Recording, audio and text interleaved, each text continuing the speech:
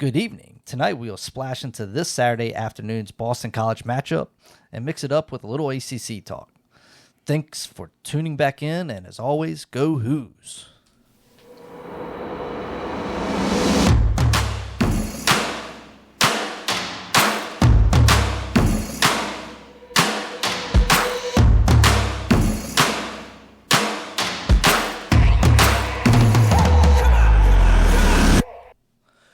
Well, rain or shine, we are here to deliver. Coming off the victorious bye week, we do not have a ton to go over. But, as always, I'm joined by our stat whiz, Sean, and the Tell You Like It Is, Mills. How was y'all's weekend? Weekend was good. Just hanging out, watching other college football games. Got to see a good Bama-Georgia game. That was fun to watch. And then the biggest controversy of them all, the Miami Tech ending. So... Go Miami in that one. Shout out to Kentucky, too. They had a great one as well. Yeah, the weekend was pretty good, Laid low, hung out with the family, didn't do much, watched a lot of college football, watched a lot of NFL. It's bye week. Yeah, not everybody had the greatest weekend, right, Mills? I will say thoughts and prayers out to everyone affected by the hurricane, especially our Sunbelt friends in App State. Definitely dealing with their field and all and figuring out where they're going to play next. Well, like I said, I'm sure there's a lot of Sunbelt love out there for them. We'll find them a place. And, yeah, again, on a more serious note, I hope that works out and that people that are affected by that can find shelter. So let's just jump right into this thing. Again, we don't have a ton to talk about, but we have Boston College coming up on this Saturday. I believe it's a 12 o'clock game. And as it stands right now, Boston College is 4-1. But, Sean, I know you know a little bit more about Boston College as you've crossed over, as you said, into enemy lines. Yeah, so I did some research on Boston College like I do every opponent, and it's quite an intriguing matchup for us because when you look at it, we almost feel like we're two very similar teams, two teams trying to find their way, and one's trying to establish the run, and one might be doing a little better than the other. Both teams on a good starts, and, one team's got a lot of question marks, and that's going to be Boston College coming in not knowing who they're going to be starting this weekend. So like you said, Ben, they're 4-1. They've got some wins. The biggest win of the season was that Florida State game. I think that was when we knew Florida State was frauds. Then they went out. They beat Michigan State, Duquesne, and then they're coming off a win against Western Kentucky where they didn't look that great. They beat that team 21-20 at home. So they also didn't have Thomas Castellanos. That's the biggest news, that he got hurt in that Michigan State game. So I think that's the biggest storyline in this game, and what you're going to hear is he is the key to everything and how this weekend's going to go. And also, shout out to their first-year head coach, Bill O'Brien. I think he's turned this program around from taking a job. So, they also played Missouri, who was ranked 6th, and it was a dogfight. They only lost by, 6 to them? So, I think the boys are playing, but I think you are correct, Sean. It's going to be who is going to be under center, and yeah, I think from one of my early takes is if it's the backup, I think we have a really good shot of controlling this game, but if it is the starter, it's going to be a very interesting 60 minutes. Interestingly enough, it seems that Boston College would be the favorite for this game. I know currently Vegas has us slightly ahead, which is just kind of hard to wrap your head around. It's a pick 'em. I think it's -1, but it's a pick 'em, and I think the over-under is 53.5, so. Yeah, and I know we've talked about it. It always stinks to be the favorite, Correct. Like to be the underdogs, and generally we get to be the underdogs, but I guess not this Saturday. The underdog part, it's all coming down. The Vegas odds started at, we were favored by 2.5, 3, depending on where you looked at it, and then it fell to 1 today. It just shows you that it's going to come down to who's going to be the quarterback. If you see that they've changed it to 1, do you think that they have a little bit of insider knowledge on who's going to be the starter? Because, that is kind of their MO in Vegas, is kind of knowing a little bit more than we know. Yeah, I think Vegas knows it's going to be the starter, Castellano. So or the money's rolling in on one side and they're trying to leverage themselves. I would love to know where the money's going. Like, who's betting this game? Not us, because we live in Virginia. So. Correct. But I mean, there's two different teams when you talk about Boston College and who is starting as the quarterback. So Castellanos has looked really good. He's kind of like a dual threat quarterback, very similar to Calandria. Kind of that behind the enemy lines thing. I was listening to the Locked On Boston College podcast today.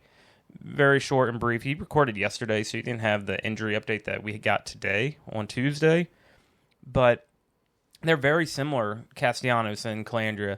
So it's going to be a great matchup. Last year, we saw Castellanos play, but that was against Musket. But the last week, with Castellanos out, it was Grayson James who came into the game, started the game, and he looked okay. They definitely looked like they kept the offense very vanilla for him. He didn't throw the ball a lot downfield, a lot of screens, a lot of throws behind blockers, trying to get the ball to their playmakers. And he tried to use the speed a little bit, but he just didn't look very effective. So I think that's plays in our favor a little bit. If they got to be a little more toned down, I think that definitely plays into our advantage. Overall, as a team, they're trying to be very balanced. I think Bill O'Brien's bringing that NFL style. You can't lean on one more than the other, and they are super balanced as a team. They want to establish that run game, and they're very disciplined. And they've found most of their success creating turnovers. So far on the year, they got 11, with 8 of them being interceptions. So if you're a Virginia fan, you're looking at that, and you're like, man, what's our MO, and what do we have Calandry doing? He has the potential to throw interceptions, so that's going to be a key thing to watch this weekend.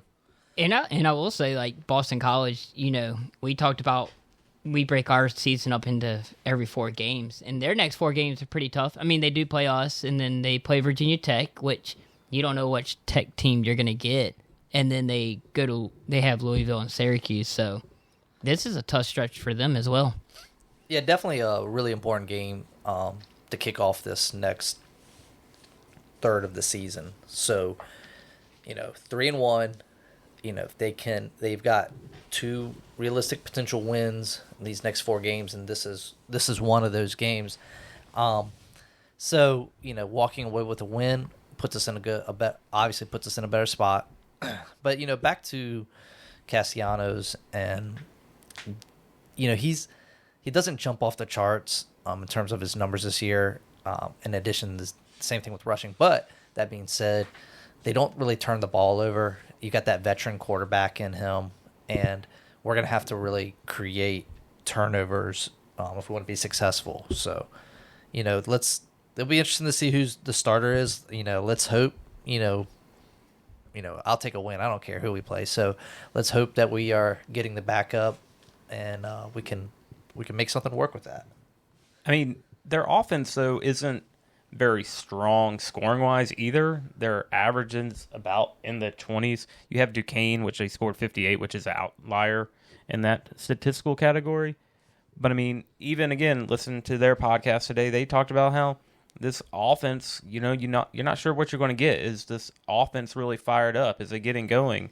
Are they throwing coal into the fire to get them really moving? So I definitely think that plays into our advantage. I think we definitely match up with them well, and our defense has the ability to perform. We just got to get some pressure on, especially if we get Grayson James as the quarterback. I think we definitely got to throw him some heat and bring a lot of heat, bring some blitzes in, and I think that will help speed him up, and that will make mistakes. I mean, he threw a ball right to the Western Kentucky defender.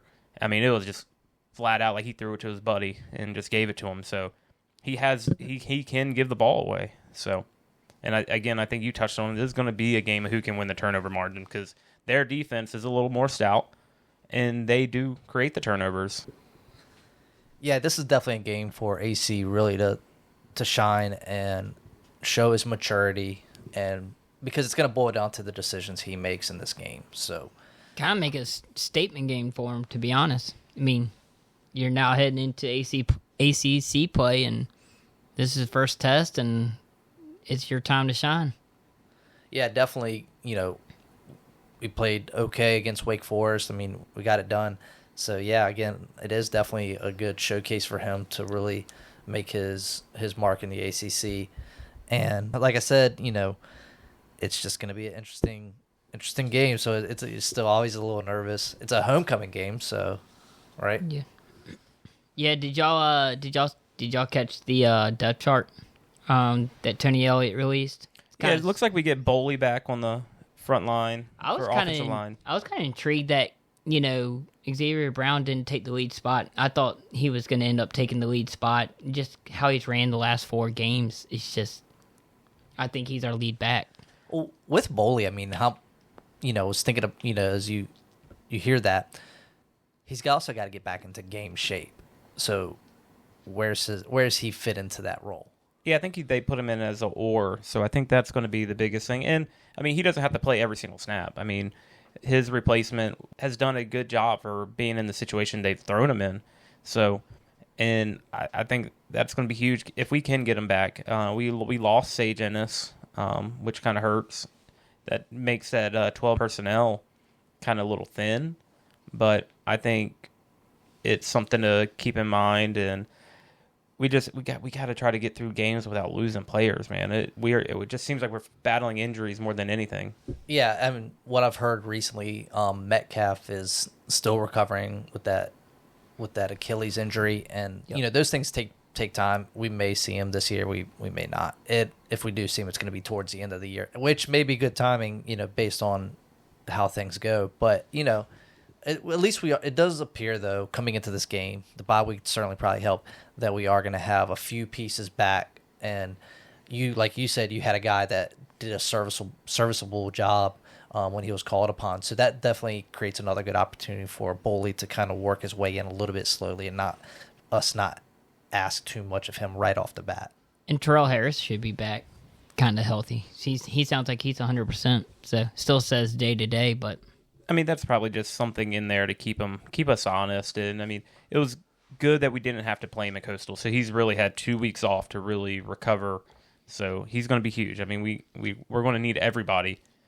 We definitely got a lot of playmakers. We got to get them the ball, and we got to succeed. I do want to see more of Andre Green, the guy from Carolina. I do want to see more of him just because he has speed, kind of like Chris Tyree, but Andre Green, he just hasn't been showcased much, so I would like to see more of him. But I mean, it's hard to work him in when you're already talking about you got Fields, you got Trell, and then you got our tight end room that's been working. I mean, I want to see us utilize a tight end. Specifically, watching some of the Western Kentucky game, their tight end gave Boston College trouble, and if we can get old boy from Harvard the ball, and then let him just run over some dudes. That's a mismatch we got to exploit. That middle of the field is wide open. Well, to your point about finding a spot for him to play, if we continue to see Tyree not produce at what the level that we were expecting him, why not work other guys into that position? Cam Courtney. Why not work? Work them into those positions and see what happens. I mean, I'd rather get your freshman some playing time and him not transfer out. I think it's a good faith statement that, like, if that position isn't really working, why wouldn't you put in the freshman as just see what he can do? Let the guy play. Not to sidebars too much, but I'm in year 4 of college football 25 with UVA. Cameron Courtney is a stud. Yeah, I have like 44 touchdowns with him. He was a high recruit for us. I mean, he's going to not big under NCAA, news. not NCAA. But hey, I'm just saying. He was right now he's burning some cornerbacks and defensive backs, and we're just throwing bombs. But end sidebar, we're back to real life. Yeah, and we've talked a little bit about Boston College. I think they're a team that we still haven't seen. Was the beginning of their season. How much of that is poor play from other teams versus are they the real deal? So we'll get to see that in the second half or the next half of this next part of the season. All that being said, it does show. Go ahead. It does show that they can win the close games. I mean, 21-20 Western Kentucky, Michigan State 23-19 at Missouri, close lost by 6. I mean, Missouri's a stronger team in the SEC, and then at Florida State 28-13. So, I mean, they're winning some closer games. It's kind of like us last year. They're winning the close games. whereas we can turn the tide. I mean, we lost to them last year. What was it? I wrote it down. I think we lost to them 27-24. You remember watching that game at the wedding? Probably not if we were at a wedding. So I think this is a bounce back game, and I think for us, as in losing to them last year, but definitely if we can flip the script on winning the close games, we've already done it once. We just got to continue that trend of winning the one possession, the one score games, and they need to go in our favor. So, but again, it relates to their defense, and they got a stout defense. They got one guy I want to highlight who's on the defensive line, Donovan Ezaraku. Good luck with that. I don't think you pronounced it right. Oh no, I've listened to it a few times, and you can't. If you look at the name, Rosetta Stone. Sean. No, you just got to look at it. But it's just Ezaraku. But he has 9.5 tackles for loss and 8 sacks. I mean, he's got more sacks than Virginia, I think, total. I mean, and it's not like it's just in one game. These are all kind of spread out throughout the season. He had 3 against Western Kentucky. So, I mean, he's a guy we got to protect. We got to watch out for. We're probably going to have to double or pinch him. But, I mean, he's their leader on that defensive front. And then, again, they're creating turnovers. Again, they got 8 interceptions, and they can produce fumbles. So, it's going to be really tight on that defensive front. And, again, we got to protect the rock. Yeah, so any other players you want to highlight? Well, I mean, they do have 2 running backs in the backfield that can handle the rock. You got Ward and Robichaud. I think Ward was out against Western Kentucky, but Robichaud looked pretty good. And then again, we talked about that. Ezaraku guy, 33 total tackles and 3 sacks last weekend specifically. So with 8 on the year. So that's all I got from behind enemy lines against Boston College. So Mills, from your perspective, what do you think UVA really needs to do to win this game? I think you got to control the clock. That's a big take. I think, you get AC in rhythm, control the clock, go down, get points, field goals, touchdowns. I think you control the clock, you keep them off the field, their offense off the field. It just helps our defense out. I mean, I guess Sean brought up the stat that one guy has more sacks than we do. I just don't think we pressure the quarterback as good as we should. But I think it controlling the clock and limit the turnovers. I'm okay with AC turning the ball over once. Like, I know people are probably going to ridicule me for that.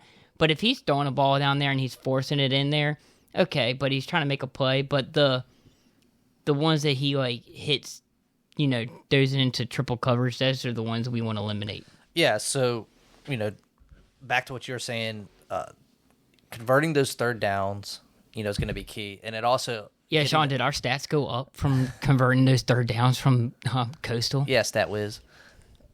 Well, y'all caught me off guard. I don't have the Virginia stats on us, but I think it did bring us up slightly to around the 40% mark. So ideally, we want to be 55, 60, at least over that area, above that potentially. I would say you want to be higher than that, about the 50, 60% mark. I mean, for reference, Boston College is at the 48% mark. So they're very balanced. I mean, everything I see from Boston College is balanced, but I think we got to get ahead of the change. So first that's down, every week. That's every week. You just got to get 3 or 4 yards on the first play. Yeah, and digging back down to that third down, also it's going to matter the quality of third downs that they're getting or that the situations that they're in. So anything 3rd and 4. Right, exactly. So if they can focus on getting themselves into a good position where you can either run it or you can throw it. To get that third down conversion is going to be key. And like you said, time of possession, keeping that defense off the field, it's twofold. So it gives our defense a chance to rest, and it wears their defense down. Right.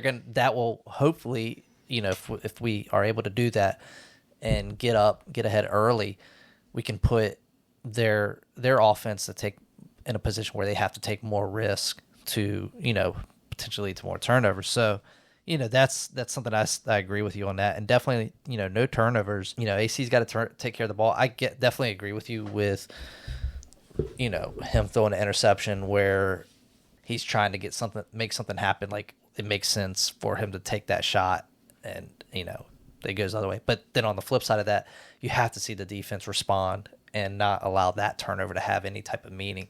So again, taking care of the ball, clock management. I'd like to see them establish the run, a little early again, and maybe play off of that Coastal success that they had. And I think that brings into the point I was trying to talk to y'all about. Like, is it Brown, Kobe Pace? Like, I'd rather see Brown starting this field. With Kobe Pace and Xavier Brown, you got a two-headed monster there. And I do think, yeah, we might want to see Brown more. I think we might see the workload shift a little bit more to Brown's advantage.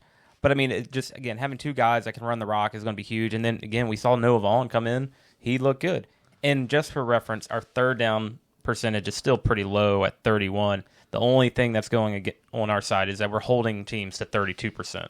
But, yeah, honestly, though, I don't really care which running back gets to rock the most. Whoever's the most. Who's playing good that game? Who's getting the yards? So, but back to it. Us being able to establish the run puts AC in a better position.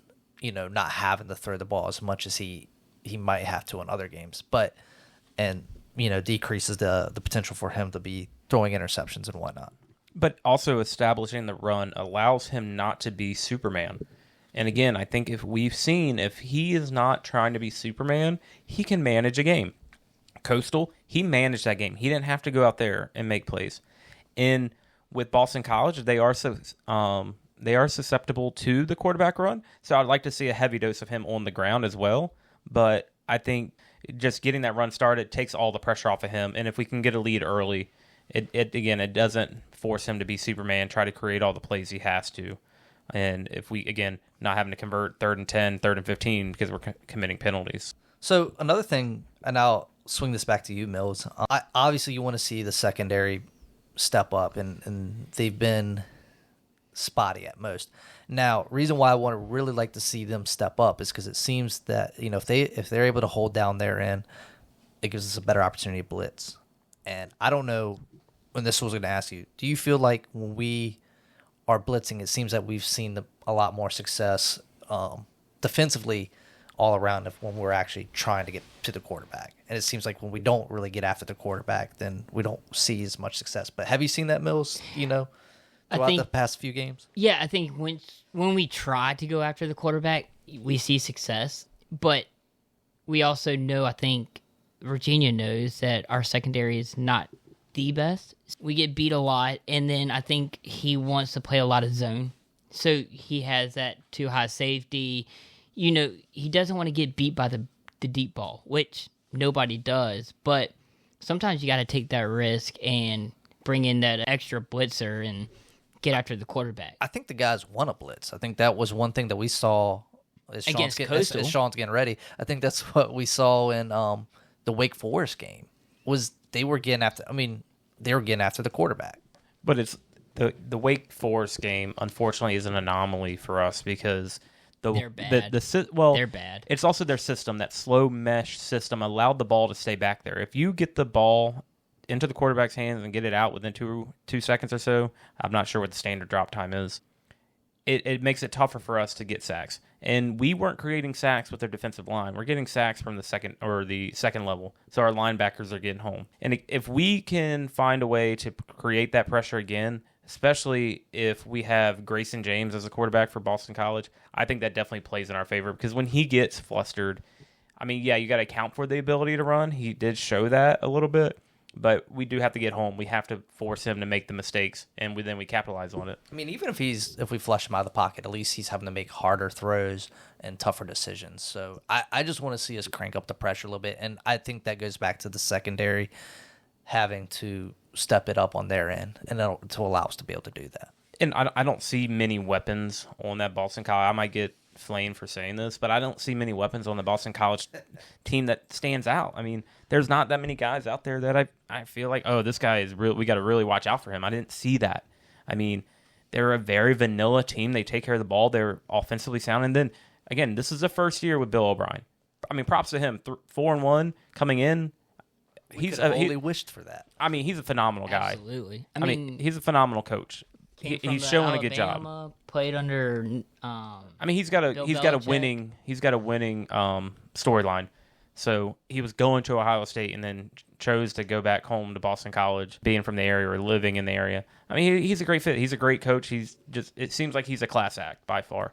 I mean, hats off to him for getting these guys ready to play, but he's got to do what he can. He hasn't got his guys in yet. Well, he definitely didn't go back for the women, but I mean, he has done a good job, like I said, coaching that team up. So again, I think I said it last week that it was going to be a battle of the wits as well with Coach Elliott, and this is a good opportunity for Coach Elliott to shine as well, I think, as a coach, and how he approaches Bill O'Brien's genius when it comes to football.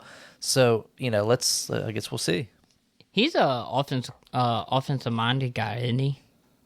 I think so, because wasn't he under Nick Saban as a OC for a little bit? So Bill O'Brien's coaching tenure, going back all the way to 1993. So, but more recently, he was the OC and the quarterback coach at Alabama for a year. And then prior to that, he was at Penn State, Houston, and then now he was in New England last year. He was headed to Ohio State, and then he got the job with Boston College. So, I mean, he's definitely an offensive-minded guy. So, I mean, like I had said earlier, coming off the bye week, we don't have a ton to go over. I think you got a score prediction? A score prediction. I think this is going to be a lower scoring game. I don't know. Again, seeing what they have and what they allowed to some of these other teams, I mean, they are a little more stout, but my gut's telling me 31, 20, 21. I think we get them by 10. And this is going with hearing Bill O'Brien downplay about Castellanos today, said he looked decent in practice. I think it's gamesmanship. We're not going to know until Saturday. Unfortunately, today's Tuesday. But right now, if they're starting Grayson James, I think it's 31-21. And that's got to be a clean game from us. I think UVA covers the spread. Cool, 1 point. Yeah, man. I'll take it. Hey, I picked them. I believe I picked them to win this game, so I'll take that. Yeah, I think a lot is going to play into who's your starting quarterback. So, but like I said, I'm going to stick with my low-scoring game, and I'm going to say 17-10. So with that, the ACC. So I think we've always said from the beginning we are not experts, but we did want to talk about the ACC. You had Miami winning. They were expected to win, and they won. Notre Dame beat Louisville. Clemson walloped Stanford 40-14. Not much news there. Boston College had a nail biter, came back, 14 in the fourth quarter to beat Western Kentucky 21-20. North Carolina State took care of business against Northern Illinois 24-17. Syracuse beat Bobby Chesney's former team, Holy Cross, 42-14. Holy cow. Wake Forest, again, drops another Sunbelt one. team, baby. Drops another one to Louisiana, 41-38. Duke, that was a pretty interesting game, the Duke-UNC game. Mac Brown's got to go. When you're up 20-0 and you lose, that you just got to go. That he's lost that locker room. Well, on that sentiment, I mean, granted, Alabama did come back and win. Alabama blew a 28-point lead. However, they did come back to win. So, sticking with ACC, though. Yeah, I mean, but that was Georgia, not Duke. But Facts. that's a pretty sad game for. Well, Duke's 5-0, and they got one of the top 5 quarterbacks in the ACC with Malik Murphy. The big storyline there is I think Mac Brown's lost that locker room. 100%. After the JMU dismantling. And then him saying he's basically quitting on them, and then he's coming out and say I didn't mean to say it like that. He's lost that locker room. He wants to move on to, he wants to go play golf every day. He's done with this. He's probably done with the NIL deals just like everybody else. And then... Yeah, but I don't understand you can't tell me there's not a lot of money flowing through. Yeah, you got Jordan. Does he really need more money? I mean, or are you talking about NIL for him? Yeah, he's got Jordan on but he probably doesn't want to deal with it. I mean, look what's going on in UNLV. He might say something, and then the guy gets construed that, I'm getting $100 million from Jordan Brand. Yeah, it's going to be an interesting storyline to see what happens with UNC as the year progresses. It definitely makes us coming into UNC at the end of this 4-game stretch a lot more interesting. And I think a lot of people were, a little bit higher up on UNC. So it definitely, it'll be interesting to see, where they're at. But yeah, I mean, giving up a 20-0 lead to 21-20. Florida State's done. Man, Florida State They're is eliminated. They're eliminated from making 100%. the ACC Unless tournament. chaos happens in the ACC, which apparently the ACC commissioner and review booth, they can control what happens in the ACC. Unless chaos really ensues, Florida State's definitely done. They've lost. That's the problem. Not to, I could tangent here, but this is what happens when you rely on the transfer portal. And I'm a firm believer, and you got to build your base with high school recruits, and then kind of feed in some transfers that make sense. I may feel like I'm more Bronco Mendenhall on this when he liked to. He wanted his core, and then he only wanted to bring in grad transfers because he knew what he was getting. So, but I mean, this is the whole problem. There's no one in that locker room at Florida State that wants to play. Well, that's the first time going back to Clemson. Just for the record, Sean has now just stated that UVA will be a better football program than Florida State within the next 5 years. We're not putting that on record. Is definitely on record. No, I'm saying Florida State is just completely done. You just said how long is it going to take? That's the problem with college sports today. And that's Florida State is doing all the wrong things, and UVA is doing the right things, building up a strong base, and it looks like that money still is going to trump, and Florida State has a bigger base and going to get. I mean, Florida, they got a lot. They got a lot of kids. Well, they burned some bridges. The ACC bridge. Oh yeah. Now who's gonna want them? Big 12. They're not pretty anymore. They can be playing in the Sun Belt in 5 years. Yeah, I mean it's tough sledding for them. I mean we'll see if Mike Norvell ends up on the hot seat. It depends on how the rest of the season goes for them. And just so if people are wondering, that SMU score was 42-16, and they just got destroyed in the second half. It was ugly, close. and it's pretty discouraging to us. As if we use Mills' line of logic, if we do beat SMU, he does this deductive thing where, well, such and such beat them and we beat them, so even though we didn't play them, we must be better than them. Yeah, absolutely, always works. But I mean, legitimately though, when everything's said and done, we may have a better record than them. I mean, they're 1-3 in the ACC right now. That's pretty bad. It's not good. But the big, besides our UVA game, the next game that I'm like really gonna keep my eye on is UNLV versus Syracuse. I mean, UNLV is ranked top 25. Just want to kind of see what Syracuse does. Well, they kept that train going down the road at UNLV. They do. There was a little controversy going with their quarterback. It's not even over yet. And it's the NIL drama continues over there, but it's definitely was an interesting storyline going into that game. And talk about a guy that steps up, and their backup quarterback, who also was a transfer as well, who stepped up and honestly, I think he made the other guy look bad, but 100% made him look bad. I mean, we don't know the full situation. It's probably better for Mills to go on that one. But yeah, I mean, basically the JMU coach, all he said was he has text messages that he was committed to UNLV. He had other offers from Power 4 programs and got offered upwards to $500K to come play, and he turned it down because he liked UNLV, but something wasn't written, and if it's not on paper and not signed by both parties, I guess it's not binding. Not to get into legalese, but there are verbal agreements. But whatever that is, however, I mean, he wanted $100,000 for what, a 48% completion percentage. I mean, backup looked good. Give him the money. That was definitely an interesting game to keep an eye on. Let's talk about this. The biggest ACC let's controversy. Let's talk about this hurricane in this room. No pun intended. Let's talk about it.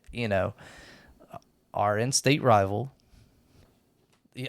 I will never support Tech, but watching it live. It's a great day when Tech loses, and we're all excited that Tech lost. We are. But we got to break it down. Did you sleep better that night? I did. I will say, though, when you see it live, and yes, did the refs maybe should have gone incomplete first, but when you call it a touchdown and there's no true evidence that it's incomplete off the replay, that's where the problem is, because if it was incomplete and they said incomplete and they went to the video board and they're like, okay, replays, there's no evidence that he caught the ball, then we're safe.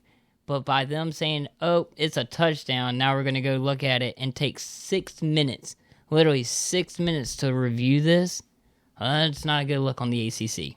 Are any of you guys tapped into that community? I mean, Tech was hot. Tech was hot. More so, I'm wondering, is that locker room going away with, we got robbed, this is the team that we're supposed to be, or are they walking out there with their heads down? Oh, I think they look decent, but yeah, I think the first thing you said there, we got robbed.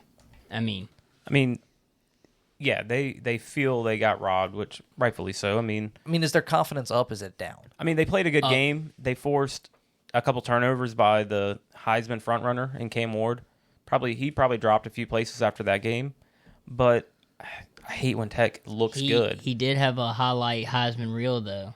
I don't. This is my perspective. I think Milroe. Sidebar. I think Milroe is. He's going to be good. He's going to be good. He kind of impresses. You can make the argument for Travis Hunter. Travis Hunter definitely deserves it, playing both sides of the ball. But let's be real. The Heisman is a quarterback's trophy. Yeah, but Milroe's doing it in the SEC. This is true. And they just knocked off Georgia, which possibly that could start the downward train. But again, going back to this Virginia Tech catch. Clip so that. I'm a former official. I've called balls and strikes. I've made judgment calls for 10 years, from any level you can think of, all the way up to college club. We all have in this room, by the way. I know Mills is put on the stripes. Oh, I forget. So looking at it, it's tough, and I always feel like you got to be. I try to look both ways, see what's going on, and try to give a good take on it. Watching it live, it's hard to even see who came down with the ball to then make a ruling, because you saw the Miami guy running away with the ball, and the officials came in and they looked at each other like, hey, what do you got? And he's like, I don't know, what do you got? They both were boxed out. They were not in good positions to make calls on that play. I don't know where you can put a guy to get a better angle and see what actually happened. But when they came out, you see the Miami player running down the field with the ball in his hand, and then they come out and say, touchdown Virginia Tech. You're like, where did you come up with that? Because I didn't watch it live. I went to bed. When you see that, they came out and say touchdown Tech. Where did you come up with that? So I did watch it live, and there was a part of the video when he had it and the Miami guy was out of bounds, ripping the ball out, and it pops back up. And I understand if you're touching the ball, but he had it for at least 2 or 3 seconds controlled and bounds. So listen, I hate Tech. But if that was UVA, Sean, I know you personally. If that was UVA, you would be on this podcast right now losing your shit. He'd have a State of the Union emergency podcast. Is probably on that. I mean, one. the walk probably would be an hour long. Oh my God. That's what you sign up for when you look for the walk. Virginia Tech can take away that play didn't cost them the game. You shouldn't be in position to have to rely on a Hail Mary to win you a game at the end. So that's on the Miami defense for letting them go down the field. They mistimed their jump, or they didn't. They need to put some wide receivers out there with a little more height. Miami came in that second half and beat them pretty badly, 21-10 in the second half. I mean, you're looking at it again. My takeaway is I don't know how you can call that on the field a touchdown. And I tried to do some digging today. Could they rule it incomplete and then take a look at it? The problem is when you start slowing down the play, and it's frame by frame, you're looking at half a second, quarter of a second at a time, and you're seeing the ball move. And I don't think the ACC did themselves a lot of favors by coming out and explaining it. I mean, their statement was basically saying the Miami player was out of bounds touching the ball. Again, I don't know. They didn't show. Did you watch the post game with the huddle, the ACC huddle? I was asleep. Man, even game day went in. They were atrocious. I want to say it's probably 60-40 people saying that Tech got robbed, and the 40% is Miami fans. So, yeah. I mean, I talked to a few other folks, and I was like, what's your take? And some of them said they got the call right. The problem is it took so long, and then it gets into when it comes to the ruling on overturning. Well, no, overturning, you need indisputable. So I think that's the problem they had. If they could have ruled it incomplete and then gone back and reviewed it and be like, no, he didn't touch it, and then that statement comes out, I think it looks better. ACC commissioner made a little buzz down to the refs, said, hey, Miami's our best shot to get into the playoffs. Let's not screw this over. So that's the Reddit conspiracy theory you're going with this week? I'm just saying. I mean, it does help the ACC in general, Correct. But I want to be a purist that that's not going on, and they made the call that was right. just they may Sean have believes blurred in the lines. everybody. Well, no, I think again, you've been there. You want to make the right call. If you were wrong, you call the out or call the play out, but he was really safe. You want to make the right call. You get it right. You get it overturned. So ultimately, and it's not in those officials' hands anymore. It goes to a replay center. So they said, they probably looked at it and said, no, this is the ruling, and they all got together. I just really want to believe in the pureness of the sport, that no one's in there saying, hey, we really need Miami to win this, so let's go ahead and just rule this. That guy was out of bounds and touching it, dead ball, game over. Well, regardless of, whether it was a hit piece or not, or it was in cahoots, but that game did have, them losing would have been pretty consequential, with Miami making, the playoff. So I kind of want to move on to the playoffs, with that being said. Yeah, I think kind of going with that, I mean, if Miami loses that game, that takes us out of having potentially two teams in the playoff. Yeah, so I want to ask Mills if he can quickly break down the new playoff format, just so if you're a listener, you don't know how this year's going to go. In the past, it was 4 teams, but it's a little bit different now, isn't it, Mills? Yeah, so now we have 12 teams. So the Power Four, your conference champion will be one of 4 seeds, 1 through 4, and they will rank them based on their rankings. The next is the group of 5. If there is a team ranked in the group of 5 in the top 25, they will get the 12th seed. Then they go from the 5th seed to the 11th seed is the best next rankings. So like right now, if you take the AP poll, you'll have 4 SEC schools in, 3 Big 10, 2 Big 12, and then the group of 5, and then 2 ACC with Miami and Clemson. So speaking of the ACC, I do think that Clemson and Miami are 2 best shots to get into the conference. But really, whoever makes it to the conference championship game, even if it's Miami and let's just say SMU, and SMU upsets Clemson, SMU is going to get the 4th seed. So I think it's fun to watch. I think this tournament, this playoff style is going to be very intriguing come like week 8. And from the ACC standing picture, I mean, you're sitting there, you got Clemson sitting on top of the ACC, but they're 15th ranked in the nation. Then you got Miami, and then Louisville at 22, and Boston College is on the fringe. Hopefully we can, when we beat them on Saturday, it kind of takes them out of the picture as well. But, I mean, you really got 3 shots with this ACC. Even Louisville. Yeah, but you got Louisville there kind of at the number 22 mark. So I'm not 100% sure on who plays who coming down the stretch. But, I mean, if we could find a way, I don't think Clemson and Miami play each other. So, I mean, that's a huge game, and they don't. So we can get a Clemson and Miami matchup, and even if Clemson beats Miami, then you got 2 1-loss ACC teams that could get in, and that's huge. And I think that can take away from people saying, oh, ACC is down or they're not competitive. If we can get 2 in, I think that would be a successful run for the ACC. And that's not to say that you might have something crazy happen at the end with, let's pick a team. SMU, they're 1-0 in the ACC, but they're 4-1 for the season, or even Duke. I don't think Duke's going to go that far. No. But you really never know if SMU does just start turning it on.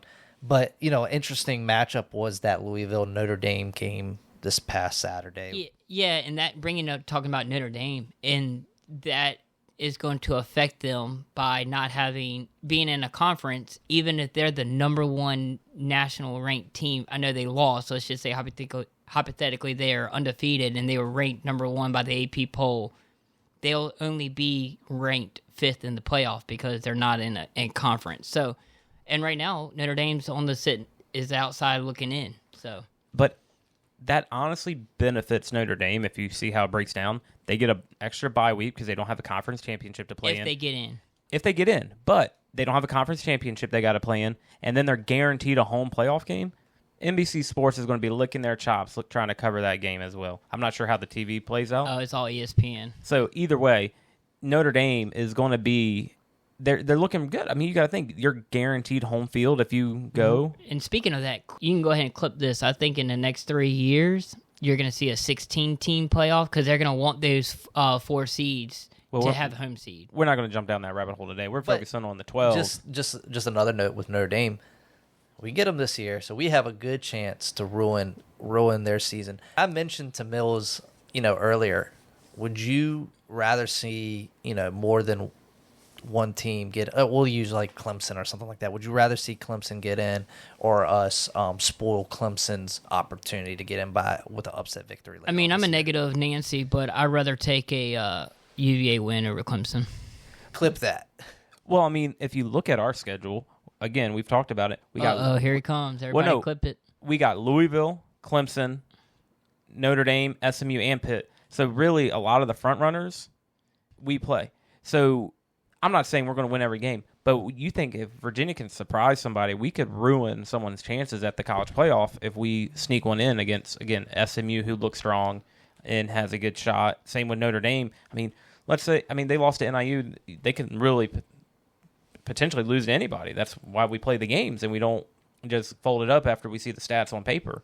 So I think Virginia has a chance to play spoiler to 4 different teams. Well, it's definitely fun to be the spoiler versus the spoiled, which we often get in basketball. You know what I mean? So that's going to be exciting, and it does add a psychological level for the other teams as well. We don't have anything to lose, but they have everything to lose. We're just trying to get the 6 wins, if we're being honest. That's really what the goal. Sadly, that's what the goal of the season is.